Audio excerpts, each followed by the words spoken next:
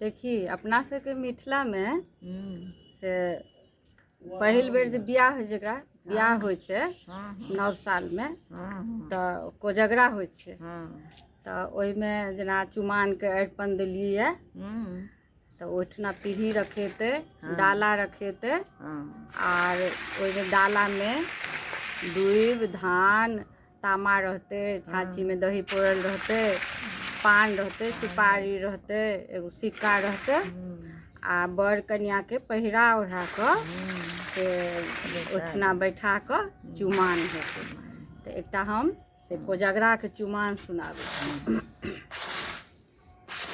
सिया पिया प्राण के चुमान देखू माई, सिया पिया प्राण के चुमान देखू माई।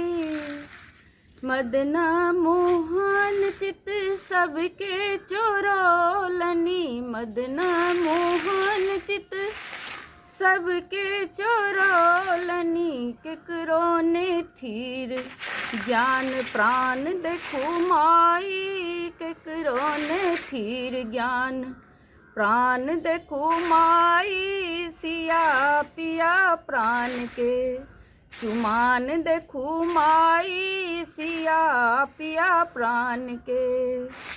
सिंदूर सपरी दुल्हा हाथ पर लनी, सिंदूर सपरी दुल्हा हाथ पर लनी। सिया जी के हाथों में पान देखू माई, सिया जी के हाथों में पान देखू माई। सिया पिया प्राण के चुमान देखू माई, सिया पिया प्राण के।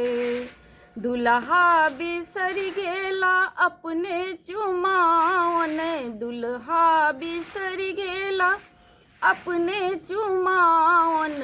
अपने चरण दुभि धान देखू माई, अपने चरण दुभि धान देखू माई। सिया पिया प्राण के चुमान देखू माई, सिया पिया प्राण के चुमान देखू माई।